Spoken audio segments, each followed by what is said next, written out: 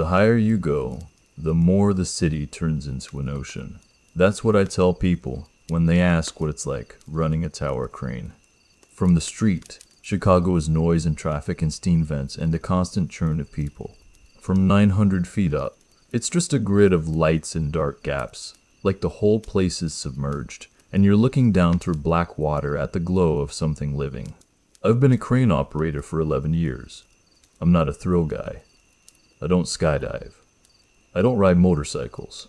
I like routine and control, two things you need if you're going to move 30,000 pounds of steel over live streets without killing someone. My name is Rafi Medina. I run Crane 3 on the Monroe Tower project, a 58-story glass and steel high-rise going up in the loop. We were behind schedule, and when you're behind schedule on a downtown build, the money hemorrhages by the hour. The developer brought in night shift crews to pour concrete and rig steel after traffic dies, and they offered time and a half for operators willing to take the late rotation. I took it because I needed the money. That's non-dramatic. That's just life. My ex and I had finalized the divorce that fall, and I'd agreed to keep paying for my daughter's daycare until she started kindergarten because I couldn't stand the thought of her mom struggling. I was living in a one-bedroom in Pilsen with a mattress on the floor and a closet full of work boots. Night shift meant I'd be alone in the cab for hours at a time, running loads by radio, watching the city breathe below me. It was fine. I liked the isolation. I liked the clean clarity of being above everything. The crane cab is basically a glass box bolted to a steel mast. Narrow seat, control levers, joystick, a heater that only works when it wants to, and windows on 3 sides. When you're up there, you learn every sound your crane makes. The low hum of the slewing motor. The slight creak when the boom shifts under load. The wind tapping the glass. You also learn what sounds don't belong. My first week on nights was normal. Cold air, clear skies, the city lights reflecting off Lake Michigan like a smear of mercury. The only weird thing was the birds. I know that sounds small, but if you've worked height, you know. Birds up that high at night are usually gulls or pigeons catching updrafts, maybe a hawk or two during the day. But on Monroe Tower, after midnight, I kept seeing tiny dark shapes flitting around the boom lights. Not moths. Too big. Not bats either. Wrong motion. I mentioned it to Mac, the lift director, over the radio one night. "Hey, you got birds up here?" I asked. Mac laughed. "Birds? At 1 in the morning? What are you, Snow White?" "I'm serious," I said. "They're circling the cab lights." "Probably bugs," Mac said. "Don't think about it. Just watch your hook." I did what he said. I focused on the hook, on the loads, on the numbers. It was the second Tuesday of December when I saw it. We were pouring on the 46th floor that night. Wind speed was low, temperature around 22. Clear enough that I could see the Hancock building sharp against the sky. At 02 Watt and Mac called for a steel bundle lift from the staging area. "Crane 3, bring that rebar pack up and swing it north," he said. "We're ready." "Copy," I replied. I engaged the hoist, the cable hummed, the hook block descended, the load riggers clipped in, and I lifted slow, smooth. As I swung the boom north, I checked my slewing angle and glanced at the cab windows out of habit. That's when I saw the reflection. Not mine. Not the city lights. A shape behind me, reflected in the side glass. Tall. Close. Like someone standing right outside the cab window on the catwalk. My stomach dropped. Nobody is supposed to be up there. Not on night shift. The access ladder is locked. The catwalk around the cab is narrow and slick. You don't climb a tower crane mast in the dark without permission. You don't do it at all unless you want to die. I turned my head sharply toward the right window. There was nothing there. Just black sky and the faint outline of the boom. I looked back at the reflection anyway, because my brain didn't accept nothing that fast. The reflection was still there. A silhouette, inches from the glass, like it wasn't in the world outside the window, but in the glass itself. And then it moved. It leaned closer. The cab window fogged instantly in a perfect oval patch, like warm breath pressed against cold glass. I froze with my hand on the joystick, the load still swinging below me. In the fogged oval, 2 indentations appeared briefly, like fingertips pressing. Then, slowly, a face formed, not visible, but implied by the condensation. Forehead, nose bridge, mouth area. Too close to the glass to make sense. I couldn't see eyes, but I could feel the direction of its attention, like a weight. My throat went dry. I forced myself to speak into the radio. "Mac," I said, trying to keep my voice steady. "Who's on the mast?" Static. Then Mac replied, annoyed. "Nobody's on the mast." "What are you talking about? You dropping that load or what?"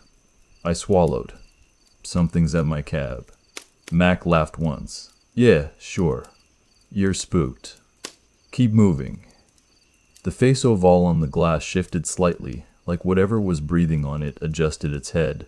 The fogged patch dragged downward an inch, leaving a wet streak.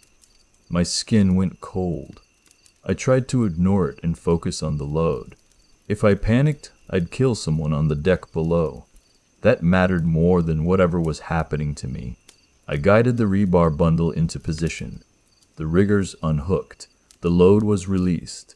Only then did I let my eyes flick back to the window. The fogged oval was gone. The glass was clear again, like nothing had ever touched it. But on the outside of the window, visible now in the boom-like glare, were marks. 3 faint streaks in the condensation residue, parallel, vertical, like scratches made by fingernails. My chest tightened so hard it hurt. I finished the lift sequence on autopilot. My hands moved without my brain fully present. After the pour, Mac called for a break. The deck crew went to warm up by the heaters below. I sat alone in my cab, staring at the scratch streaks, listening to the wind. At 03, the heater in the cab shut off. Not gradually, not cycling, it just stopped. The cab temperature dropped fast. My breath began to fog the inside of the glass. And in my own breath fog, I saw something else. Letters. Not drawn by me. Not smeared by my hand. They appeared slowly on the inside of the glass as if someone invisible was tracing them through condensation. Look down. My heart hammered. I jerked my gaze downward to the front window. 900 feet below, the side floodlights washed the half-built tower in harsh white. The street beyond was quiet, cars sparse. I saw nothing unusual at first. Then, in the shadow between the building core and the temporary elevator shaft, I saw a shape, tall, thin, standing perfectly still in the dark gap where no worker would be. Too far to see details, but the outline was wrong, too straight, too narrow, like a person stretched. It didn't move. It didn't wave. It just stood there, facing up, facing me. My mouth went dry. I leaned closer to the glass, squinting.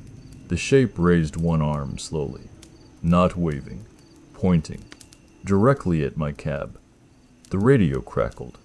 Not Mac, not any crew. A voice came through, low and calm, like someone whispering into a mic. "Found you." My blood went cold. I grabbed the radio. "Who's this?" Static. Then the same voice again. "Don't blink." The worst part about working height is that you can't leave fast. If you're on the ground and something feels wrong, you can walk away. You can get in your truck. You can go inside. Distance is easy. At 900 feet, distance is a ladder. A long ladder. And I was trapped in a glass box with something that could fog the outside of my window without being visible. I did what I always do when I don't understand something. I try to reduce it to procedures. Step 1. Confirm there's no unauthorized access. I grabbed my cab flashlight and leaned down to check the access hatch behind my seat, the small floor hatch that leads to the catwalk and maintenance ladder. It was closed. The lock indicator was green. No forced entry. Step 2. Check comms. I keyed the radio. "Mac, you copy? Someone's on my channel." Mac's voice came back with irritation. "Crane 3, you okay? We got a poor schedule." "Answer the question." I said, sharper than I meant. "Is anyone else transmitting?" A pause. Then Mac's tone changed slightly. No, only site ops. Rafi, you messing around? I'm not, I said. My throat felt tight. There's something on the ground pointing at me. Mac sighed. Look, you're tired. It's late. You see a tarp flapping, and your brain turns it into Slender Man. Focus. Then the voice cut in again, overriding Mac's channel like it owned it. It's not late, it said. Mac's voice vanished mid-sentence. The radio was filled with soft static and that calm voice. It's on time. My hand shook. I turned the volume knob down. The voice didn't get quieter. It didn't come through the speaker. It came through the cab itself, through the glass, through my teeth. Like sound had stopped being a thing carried by air and had become a sensation. I forced myself to breathe slowly. My daughter's face flashed in my mind, Cammy. 5 years old, missing a front tooth, always asking if I could work less high. I promised her I would, once the daycare payments stabilized. Once I got ahead. I couldn't die in a crane cab because I got spooked by a shadow. I grabbed my phone. No service in the cab sometimes because of the steel and the height, but I tried anyway. 1 bar, then none. I dialed 911. The call didn't connect. It rang once, then cut to silence. Not dropped, not failed. Just dead air. I stared at the screen. My phone still showed the call running, timer counting up, but there was no tone. Then I heard breathing through the phone speaker. Slow. Close. Like someone else was on the line listening to me. I ended the call and shoved the phone in my pocket. Outside the front window, the tall shape on the ground was gone. I leaned forward, searching the shadows. Nothing. No movement. Just construction materials and scaffolding. Then my right window fogged again. This time the oval was larger, covering almost half the pane. The fog formed in a perfect circle too fast, like it wasn't breath but heat pressed against glass. A handprint appeared in the fog, 5 long fingers. Then another handprint beside it. 2 hands splayed on the glass from the outside. The fingers were too long, the spacing wrong, the palms too narrow. I couldn't see the thing, but the prints told me it was tall enough to reach the cab window easily. That meant it was either standing on the catwalk, or it was taller than a person. The thought made my stomach twist. I backed away from the window instinctively, nearly hitting the control panel with my hip. The radio crackled again. Mac's voice returned, strained. Rafi, he said quietly. I'm not hearing you right. You said you saw something on the ground? Yes, I whispered, even though whispering felt ridiculous in a sealed cab. It pointed at me. Mac paused. You seeing anything else? His tone had changed. Not mocking now. Careful. You see it too?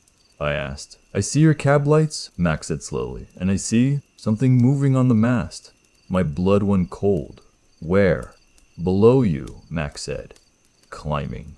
I couldn't see below the cab without leaning over. I forced myself to move to the left window and look down the mast. The crane mast descended into darkness, lit in segments by work lights.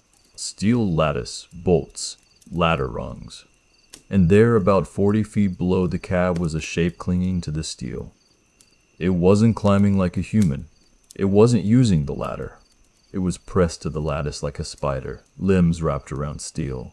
Its arms and legs were too long. Its joints bent wrong, like the bones were arranged for vertical surfaces. It moved upward in slow, precise shifts, as if it didn't need speed. As if it knew it had time. I felt my body go cold with adrenaline. Mac, I said, voice shaking. There's something on the mast. I know, Mac replied, and I heard real fear in him now. You gotta come down. I can't just climb down. I hissed. That's a 900-foot ladder. Then you stay put and we call, Mac started. The calm voice cut in again, louder now, layered over Mac's words. Don't call, it said.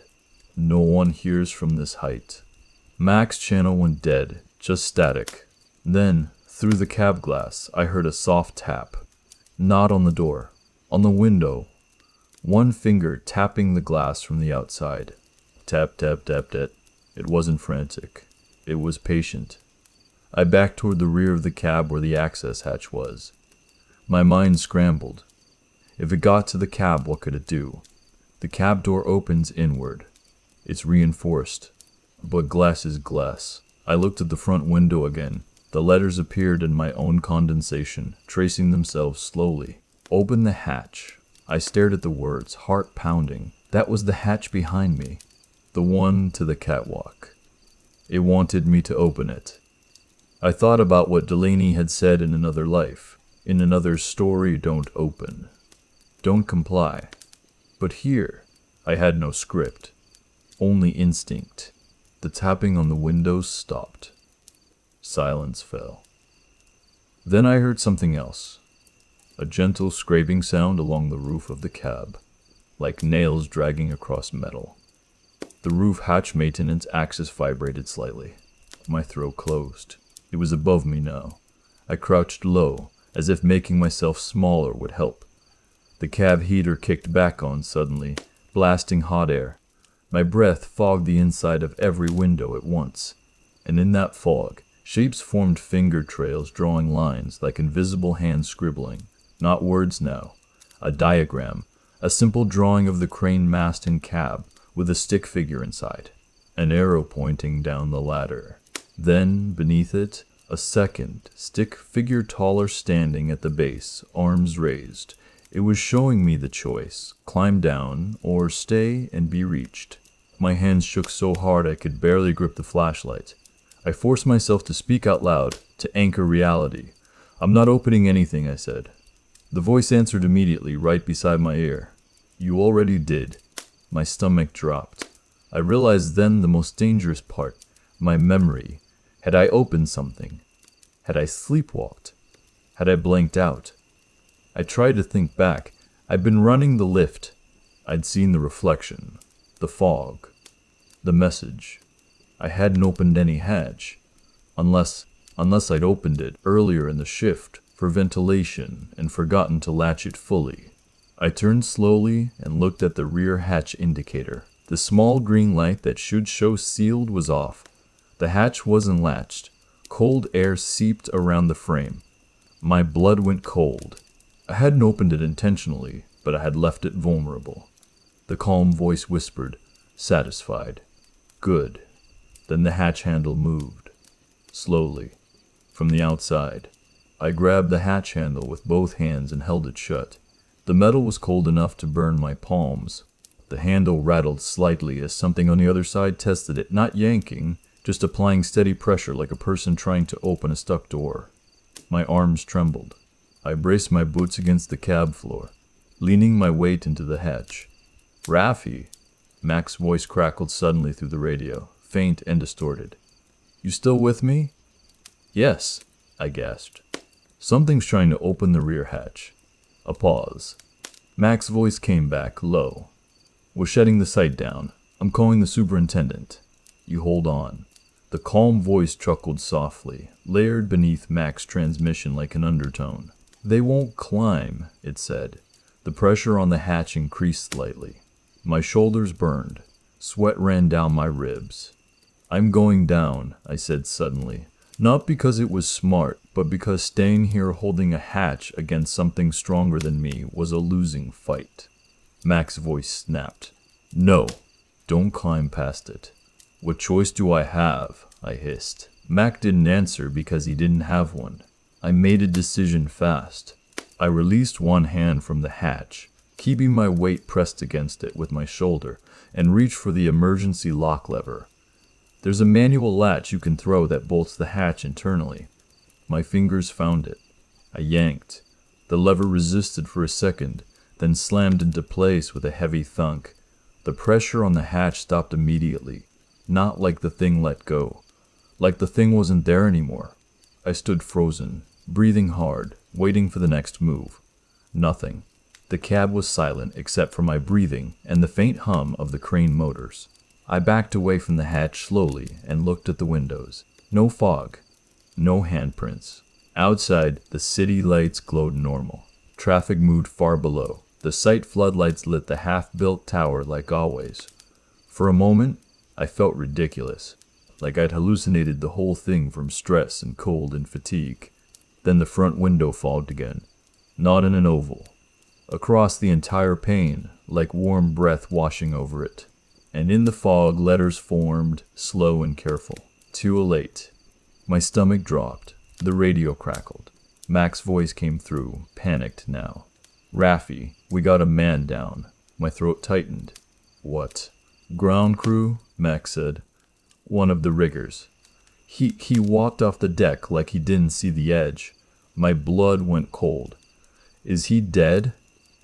"I don't know," Mac said, voice shaking. "He's missing." "We can't find him on the lower floors." "Missing. On a construction site. At night." My stomach twisted. "Did he say anything?" Mac swallowed audibly. "He kept saying he heard you calling him," he said. "He said you told him to look up." My mouth went dry. I hadn't called anyone. I hadn't told anyone to look up. But the voice had my voice. The calm voice whispered again, close. "Found you." I backed away from the window, shaking. "Mac," I said, forcing my voice steady. "Get everyone off the deck. Now. Lock the stairwells. Don't let anyone look up at the crane." Mac didn't argue this time. "Copy," he said, and I heard him yelling orders in the background.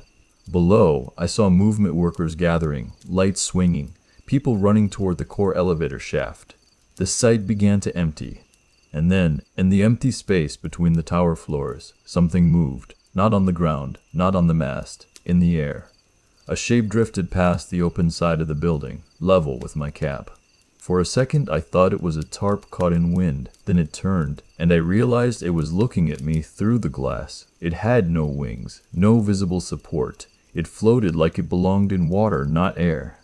Its body was long and pale, like a stretched mannequin. Its limbs were thin and jointed wrong, elbows bending backward. Its head was smooth, featureless, except for a single dark slit where a mouth might be. It pressed itself against my cab window. The glass fogged instantly under its touch, and from inside the slit mouth, a sound came out. Not a voice, but a vibration, like the tuning fork tone I'd heard earlier, strong enough to make my teeth ache. I screamed without making sound. My throat locked. The thing's hand too many joints, too long spread against the glass.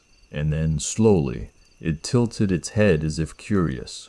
And my own voice, perfectly mimicked, it whispered, "Open." I stumbled backward, hitting the control panel. The crane alarm beeped softly loud limit warning because my body had bumped the joystick. The horn blared. The sound echoed through the night air, harsh and loud. The thing flinched. Not like pain, like irritation. It pulled back slightly from the glass, the fog clearing where it moved. Below, I saw Mac and the superintendent look up reflexively at the sound. "No," I whispered. "Don't look up." Too late. One of the workers froze mid-run, staring at my cab. He lifted his hand and pointed up. Then he walked toward the open edge of the floor, like he couldn't see it. Mac grabbed him and tackled him, saving him by sheer luck. The thing outside my cab seemed to enjoy that. The slit mouth widened slightly, like a smile. I realized then its mechanism. It didn't have to physically drag me out. It could make other people act. It could make the world reach for it. It was a lure. A high-altitude anglerfish. I needed to get away from the windows. I needed to stop being seen. The cab was glass. There was nowhere to hide. Unless I grabbed my emergency tarp from behind the seat, the heavy canvas we keep for sudden weather. I tore it open with shaking hands and threw it over the front and side windows, blocking the view. The cab went dark. Only the instrument panel glowed. My breathing sounded loud. My heart hammered. Outside, the vibration tone intensified, as if the thing pressed harder against the covered glass. The tarp shivered. Then, slowly, the tapping began on the cab roof. Not scraping, not nails. A gentle, rhythmic tap, like someone drumming fingers. Tap, tap, tap. I held my breath, waiting for the tarp to be ripped away. Instead, the tapping moved to the rear hatch. The locked hatch. Tap, tap, tap, tap. Then the calm voice, my voice, whispered through the metal. You can't hide. I clenched my jaw until it hurt. The radio crackled once, and Delaney's voice Mac's voice came through, distorted. Rafi, it said, come down. We need you. It wasn't Mac. It was the thing using him. I didn't answer. Minutes passed like hours. Then, suddenly, everything stopped. No tapping. No vibration. No voice. The only sound was my own breathing and the distant city. I waited another full minute, then slowly pulled the tarp back an inch to peek. The sky outside was empty. No pale shape at the window. No fog. No handprints. Below, the site was mostly evacuated. Only a few lights remained. Mac's real voice came through the radio, shaky. Rafi, we're clear. Come down now. Don't take the elevator. Use the internal ladder only. We'll meet you at level 10. My legs felt weak, but the choice was simple. Stay up here and wait for it to come back, or go down while the window was open.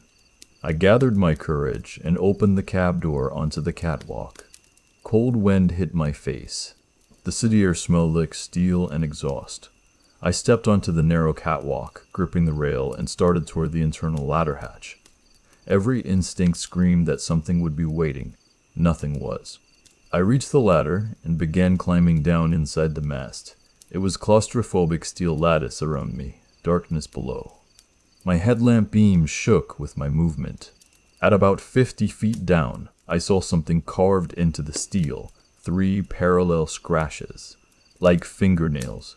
At 100 feet down, another set, at 200 more.